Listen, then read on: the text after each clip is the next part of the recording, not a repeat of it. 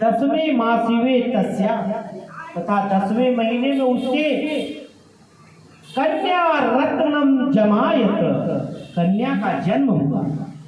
दिने दिने च सा बप्रथे शुक्ला पक्षे यथा शशि, दिन दिन वह इस तरह बढ़ने लगी जैसे शुक्ल पक्ष का चंद्रमा बढ़ता है। नामना कलावती चेती तन्मा कर्णम, कन्या कलावती का नामकरण संस्कार किया गया। ततो लीलावती प्राह स्वामिनम मधुरम वचन, पश्चात लीलावती ने मीठे शब्दों में स्वामी से कहा, न करोसि किमर्थम वै पूरा संकल्पित व्रतम, कि आप संकल्प किया हुआ भगवान का व्रत क्यों नहीं करते। साधु हुआ, साधु बोला, विवाह समय, विवाह के समय, हे प्रिय, इसके विवाह के समय त्वस्या करिष्यामि व्रतम प्रिय, इस विवाह के समय मैं वो व्रत करूंगा। इति भार्या समाज स्वास्थ्य जगाम नगरम प्रति, अपनी स्त्री को यह आश्वासन देकर वह नगर को गया। तथा कलावती कन्या बप्रथे पृथ्वेश बनी, कलावती पृथ्वीग्रह में वृत्ति को प्राप्त हो युवा हो गई।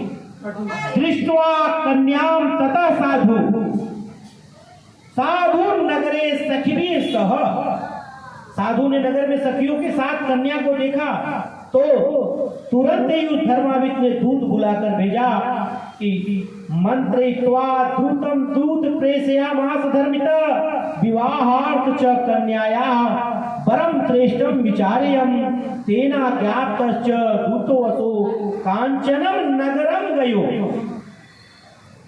दूत बुला करके भेजा कि कन्या के विवाह के लिए अच्छे भर की खोज करो। साधु की आज्ञा पाकर दूत कंचन नगर को गए।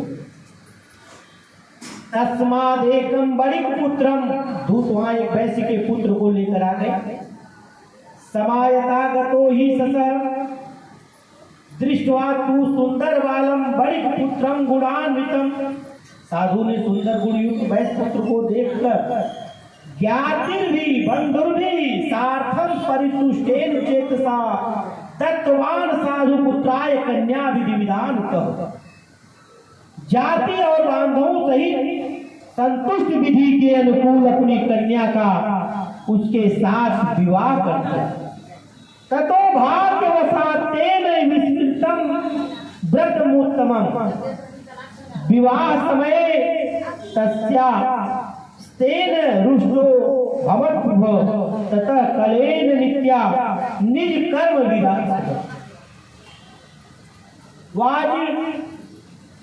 वाणी क्या तथा शीघ्रम जामात समितो बड़ी, प्रारब्ध से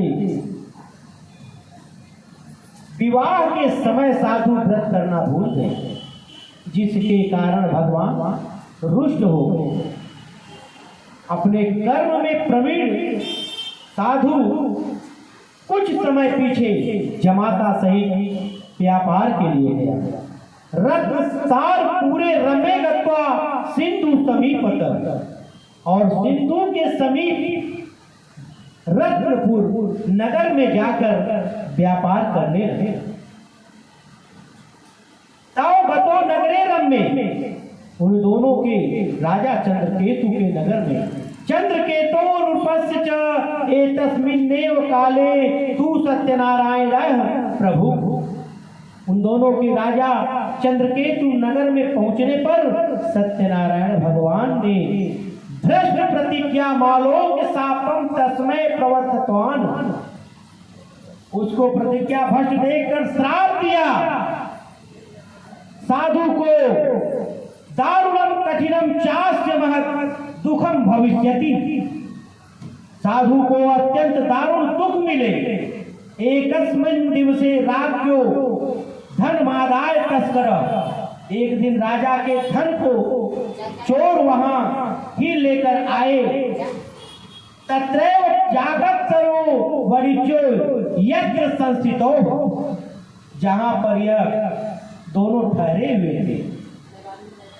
तत्पश्चात दावकान दूतान दृष्ट्वा भीतेन चेतसा, पीछे से राजा के दूतों को दौड़ते हुए आते देखकर चोर भयभीत होकर माल धन संस्थाप्य तत्रैव च तू शीघ्र मर छितः, माल वहां ही छोड़कर छिप गए।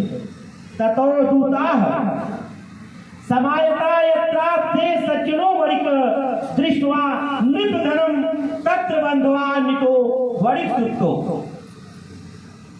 पीछे से राजा को दूतों को देखते हुए दौड़ते हुए आते थे, चोर भयभीत होकर माल वहां छोड़कर छिप गए। राजा के दूत साधु वैश्य के पास पहुंचते ही वहां राजा के धन को रखा देखकर दोनों वैश्यों को लेकर गए।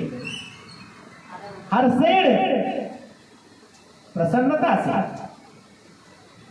धावमानश्च प्रोग चूर्णु पसमित, प्रसन्नता से दौड़ते हुए राजा के समीप जाकर बोले, तस्करो तो तमानितो विलोक्या ज्ञापय प्रभो, ये दोनों हम लाए हैं, देख कर आज्ञा दें। राज्याज्ञाप्ता सतः शीघ्रम दृढ़म बंध्वा दूताहुः, राजा ने आज्ञा दिया। स्थापितो दो महादुर्गे काराग्रे विचार कर, राजा की आज्ञा पाकर उनको दृढ़ता से बांधकर महाकारागार में बिना विचारे डाल दिया गया। मायमा सत्यदेवस्य न श्रुतम कैस्तैर्योर्वचः अत सत्यर्नोर्दधराज्ञा गृहीतम चंद्रकेतुना, सत्यनारायण भगवान की माया के वशीभूत हो किसी ने भी उनका कहना नहीं सुना और उन दोनों का धन भी राजा चंद्रकेतु ने ग्रहण कर लिया। तच्छापाच तयोर गृहे भार्या चैवाद दुखिता, उसी श्राप के द्वारा उसकी स्त्री भी घर पर बहुत दुखी हुई। चौरेणापहृतम सर्वं गृहे यच्छिष्टितम धनम्, और जो भी उसके घर पर धन था उसे चोरों ने चुरा लिया। आदि व्याधि समायुक्ता क्षुब्ध पिपासाति दुखिता अन्न चिंता पराभूत्वा बभ्राम च गृहे गृहे, कलावती तु कन्यापि बभ्राम प्रतिवासरम, एकस्मिन् दिवसे जाता सुधार्था द्विज समंदिरम गत्वा पश्यत व्रतम तत्र सत्यनारायणाय। शारीरिक और मानसिक पीड़ाओं से तथा भूख प्यास से अति दुखित हो अन्न की चिंता में घर घर फिरने लगी।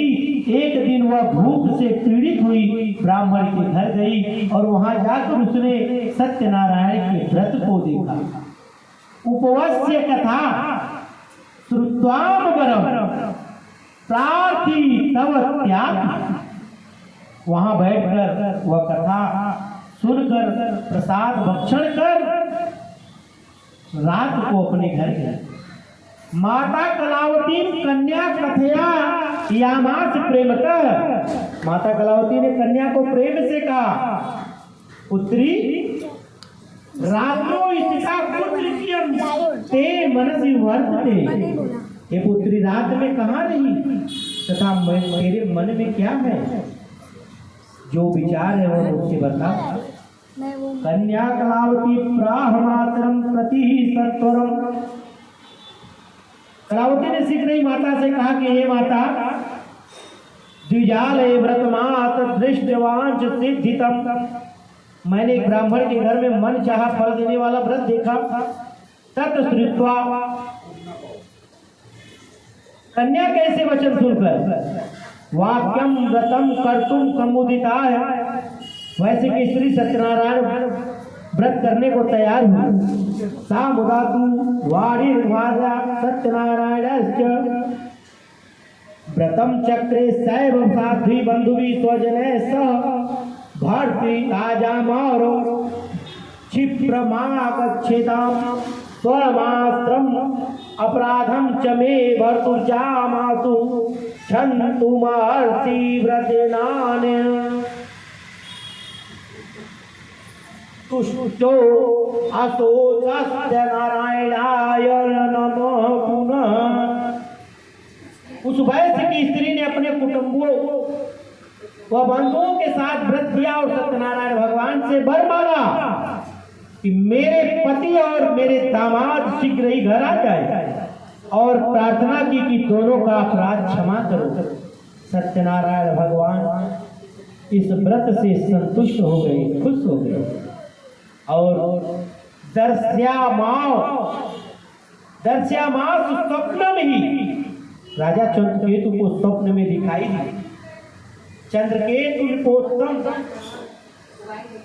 बंधनो मोचय प्रातर्वणि जो विपसतम, और कहा कि हे राजन, दो बंदी वैश्यों को प्रातः ही छोड़ देना। देयम धनम च तत्वरम नितिम, और वह सब धन दे देना जो तुम